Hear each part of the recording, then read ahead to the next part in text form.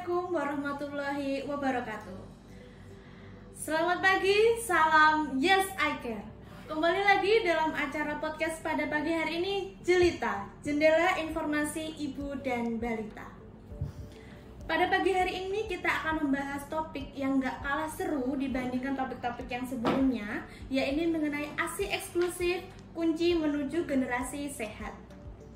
Iya, para bunda, tentunya pada podcast pagi hari ini yang juga sangat istimewa, saya nggak sendirian nih, tapi saya ditemani oleh bunda yang juga sangat hebat, yaitu Bunda Bidan Hartuti STRK, selaku konselor laktasi di Rumah Sakit Daerah Nganjuk. Selamat pagi bunda. Selamat pagi Bunda Ayu. Gimana kabarnya bunda? Alhamdulillah sehat luar biasa.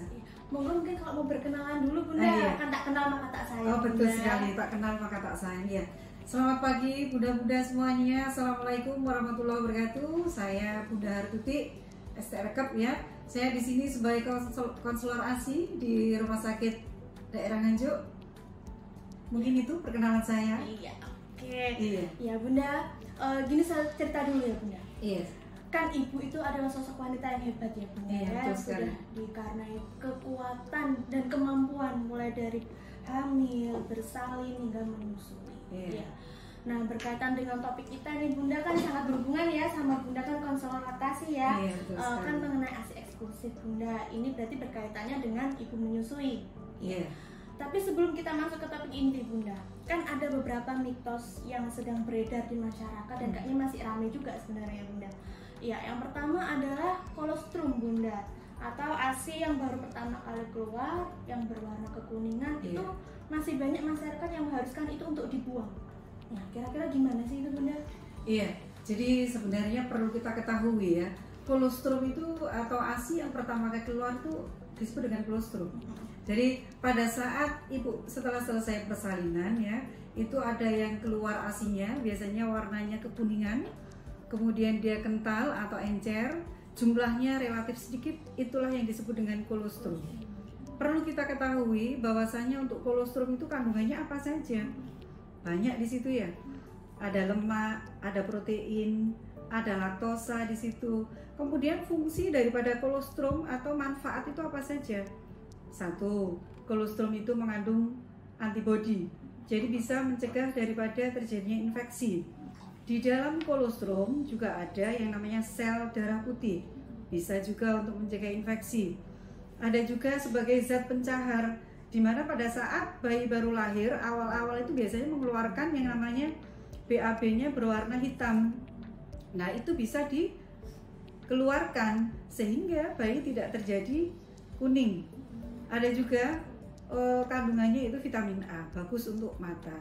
Jadi yang namanya kolostrum jangan sampai dibuang bunda-bunda, karena kandungannya ini zatnya ini sangat banyak sekali manfaatnya untuk bayi gitu ya. Sangat bagus sekali ya bunda, makanya sayang banget kalau sampai sekarang masih meyakini bahwa kolostrum itu harus dibuang, padahal di situ pun juga banyak zat gizinya walaupun hanya sedikit ya bunda. Betul kalau sekali. awal ya.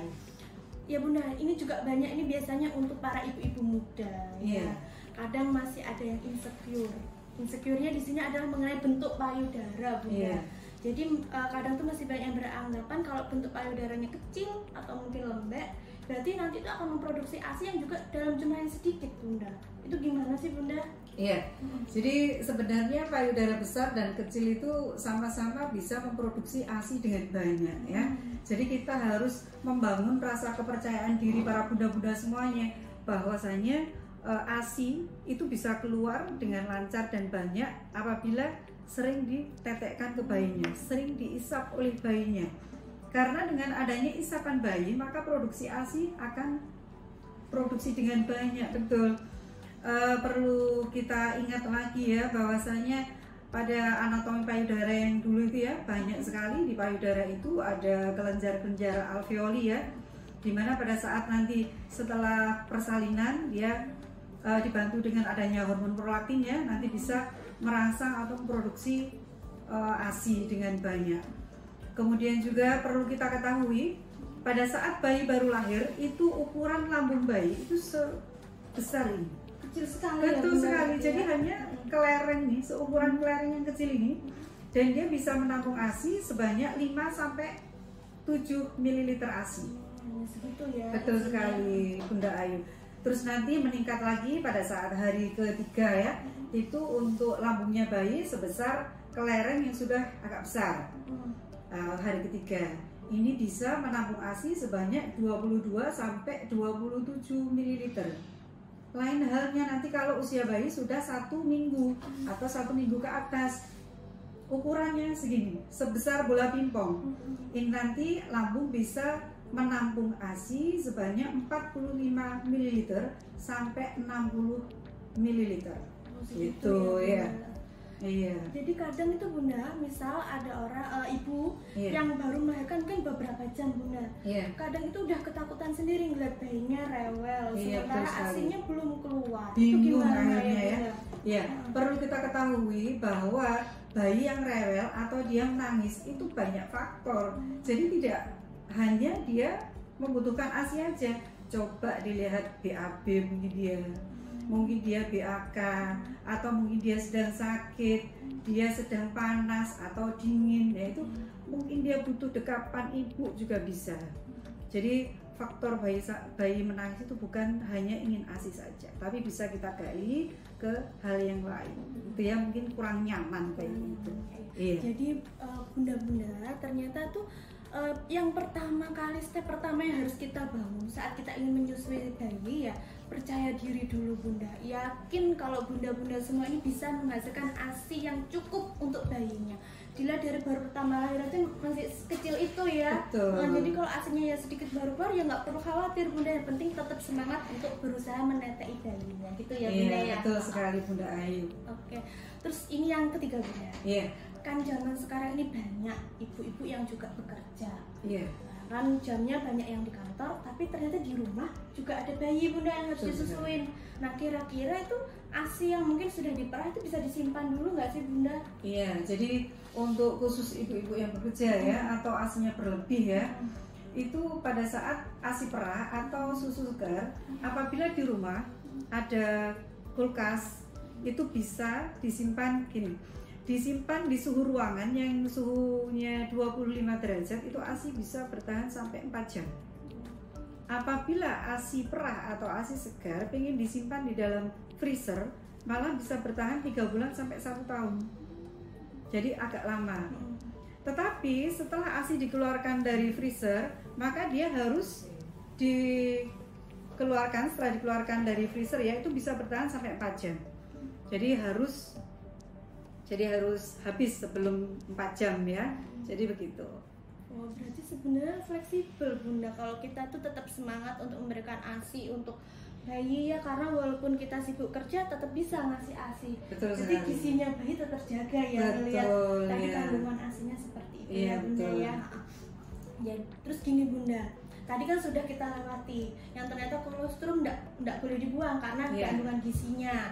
Terus mungkin payudara kecil atau lembek sebenarnya masih tetap bisa memproduksi ASI yang banyak asal kita pede dan kita semangat gitu ya. Terus bisa disimpan juga. Nah berikutnya Bunda, untuk mendukung ASI eksklusif otomatis kan kita harus tahu Bunda cara menyusui yang efektif itu gimana. Cara menyusui yang efektif ya nanti saya paparkan pada ini ya, ada peranan bidan nanti ya. Jadi cara perlekatan, posisi nanti saya sampaikan pada materi peran bidan ya di rumah sakit. Berarti ini menjurus ke peran bidan aja ya Bunda ya. Yang berikutnya gini Bunda, kan ASI eksklusif nih. Kadang tuh ada yang masih beranggapan nggak apa-apa dikasih ASI tapi dicampur dengan susu formula, itu masih eksklusif nggak sih Bunda? Jadi gini, kalau misal ASI yang dicampur dengan susu formula itu berarti belum ASI eksklusif namanya. Nanti yang dikatakan ASI eksklusif itu adalah ASI yang diberikan selama 6 bulan tanpa makanan pendamping apapun. Jadi tempo 6 bulan jangan dikasih pendamping apapun, baru itu yang namanya ASI eksklusif. Nanti baru dilanjutkan pada saat sudah 6 bulan ke atas, baru dilanjutkan sampai dengan 2 tahun tetap ya. Berarti eksklusifnya itu 6 bulannya itu ya tadi. Betul sekali. Nah terus gini Bunda, misal kayak kita ini kan sebagai bidan ya Bunda, Iya. Kira-kira ini kan ada yang penasaran menyusui efektif tadi tuh loh Bunda. Iya. Kira-kira apa sih yang dilakukan peran bidan di rumah sakit daerah Nganjuk itu ya untuk mendukung biar program ASI eksklusif itu bisa berjalan? Iya. Kira-kira gimana Bunda? Iya, jadi gini ya. Tadi sebenarnya untuk ada yang kurang ya, yang kurang saya tambahkan ya pada saat ASI eksklusif tadi ya. Sebenarnya ASI eksklusif itu diberikan tempo 6 bulan. Nanti setelah 6 bulan tetap diberikan ASI selama 2 tahun, tapi dengan makanan pendamping. Terus perlu kita ketahui juga bahwa ASI menyusui, barang menyusui itu banyak sekali fungsinya. Yaitu satu, perlu kita ketahui bahwa ASI itu mengandung zat gizi yang banyak. Yang tadi saya sampaikan ya, ada protein, ada lemak, ada laktosa ya. Terus ada lagi, di situ terjadi ikatan batin atau bonding antara ibu dengan bayi. Biasanya bayi yang sering disusui oleh ibunya itu jarang rewel. Dia jarang rewel, kemudian ibu juga lebih bisa menyayangi bayinya, ya. Kemudian juga bisa melindungi terhadap infeksi. Jadi apabila ibunya itu terkena infeksi, maka dari sel darah putih ibu itu akan memproduksi antibodi.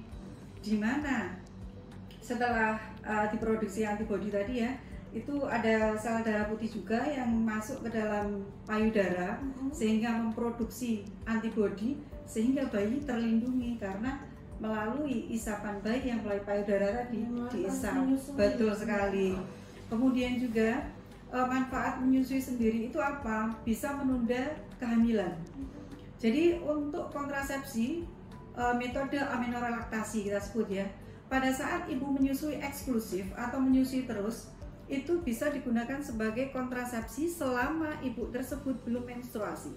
Kecuali kalau ibu tersebut sudah menstruasi, maka harus menggunakan metode kontrasepsi yang lain. Nah itu bisa juga untuk ini kesehatan ibu. Jadi dengan menyusui maka ibu itu akan bisa mencegah penyakit apa? Diabetes tipe 2, kanker leher rahim, kanker payudara. Jadi banyak sekali fungsinya. Gitu ya. Dan juga satu lagi, lebih murah Bunda Ayu. Iya, karena semuanya banyak yang mahal. Betul, susu-susu sekarang ini banyak sekali, harganya mahal-mahal bahkan. Kenapa beli yang mahal kalau ada kita sendiri bisa gitu ya, lebih lengkap ini gizinya ya. Nggak bisa tergantikan sih sebenarnya. Iya, betul sekali ya. Terus berarti kira-kira dari kalian dengan menganut kontrasepsi juga ya Bunda. Iya. Kira-kira berarti untuk bidan rumah sakit juga menjelaskan itu ya Bunda tentunya ke pasien yang baru melahirkan ya Bunda. Iya, betul sekali. Iya. Terus untuk perannya lagi sendiri gimana tadi Bunda? Ya, jadi saya juga sebagai bidan di rumah sakit Nganjuk ini ya, kita aplikasikan itu pada saat setelah proses persalinan, maka bayi kita IMD-kan. Kita skin to skin terhadap ibu, kita lihat pada saat bayinya itu bugar ya, langsung kita IMD-kan. Nah, kemudian tidak di situ saja. Nanti pada saat bayi dan ibu itu dipindah ke ruang rawat gabung namanya ya, tetap kita follow up. Jadi bayinya di sana itu bagaimana, bisa menyusui atau enggak, kemudian ibunya bagaimana, dia bisa menyusui bayinya dengan benar atau belum ya. Kemudian juga kita lakukan perawatan payudara, jadi kita follow up terus. Nanti diharapkan pada saat ibunya itu pulang, maka ibu sudah bisa memberikan ASI yang fresh, ASI yang segar terhadap bayinya. Kemudian juga perlu biasanya ibu-ibu muda atau hamil-hamil yang habis melahirkan anak yang ke-1 itu kan ini ya agak bingung bagaimana nanti proses pada saat menyusu. Jadi biasanya kami tim kami menggunakan seperti ini ya. Menarik sekali ya. Jadi seperti ini ya. Ya, jadi pada saat menyusui posisi bayi yang benar itu seperti apa? Kadang ibu itu bingung diginikan ya. Jadi perlu kita ketahui leher bayi itu sejajar dengan garis lurus seperti ini ya. Nah, kemudian dada bayi itu menghadap ke dada ibu. Nah, betul. Kemudian juga tubuh bayi tersangga dengan benar. tersanggah semuanya. Di bawahnya nggak perlu dikasih bantal ya Bunda? Boleh, ya? silahkan dikasih bantal, boleh. Itu intinya biar ibu bisa nyaman pada saat menyusui. Boleh sekali Bunda, ini boleh. Kemudian juga hidung bayi ini menghadap ke puting, gitu ya. Di sini mungkin saya bisa memperagakan ya. Jadi ini putingnya, payudara ibu, jadi hidung menghadap ke putingnya. Ya gini ya. Terus perlu kita ketahui juga pada saat perlekatan. Jadi perlekatan bayi itu kita istilahnya melihat mulutnya bayi terbuka lebar ya. Kemudian dagunya bayi ini juga menempel ke payudara kita, gitu ya. Nah, terus bibir bayi itu biasanya cenderung untuk doer, begitu. Jadi apabila ibu di ruang rawat gabung mengalami keluhan, biasanya kita KIE seperti itu. Gitu, ya. Berarti bidan di rumah sakit juga berperan dari awal, mulai dari kehamilan, iya, terus juga persalinan sampai menyusui pun juga dikasih contoh ya Bunda. Iya, betul sekali. Jadi pulang sudah siap jadi ibu menyusui yang baik dan benar. Betul, harapan kita tidak terjadi yang namanya bendungan ASI, gitu ya. Iya. Banyak sekali loh Bunda-Bunda manfaat yang bisa kita peroleh dari hanya sekedar menyusui. Bukan hanya sekedar ya Bunda, karena manfaatnya tuh banyak sekali. Ya untuk bayi, ya untuk ibu, dan terutama yang zaman sekarang semuanya mahal, yaitu di bidang ekonomi tentunya. Betul sekali. Kalau bisa hemat, kenapa orang kita lakukan? Kita bisa memproduksi sendiri ya Bunda, dimanfaatkan sebaik mungkin. Iya. Saya rasa topik yang menarik ini kok cuma sebentar ya, tapi waktunya sudah Iya Bunda, sangat terbatas. Terima kasih sekali Bunda atas kehadirannya. Sangat berharga sekali info dan ilmunya yang diberikan untuk kita semua. Ya, untuk Bunda-Bunda jelita, semoga informasi yang kita berikan pada pagi hari ini bisa bermanfaat, dan mohon maaf bila ada tutur kata yang kurang berkenan di hati. Ayo kita sama-sama kita komit Bunda untuk mendukung aksi eksklusif ya Bunda. Salamnya Yes I Care. Ya, betul. Untuk itu, selamat pagi dan salam Yes I Care. Wassalamualaikum warahmatullahi wabarakatuh.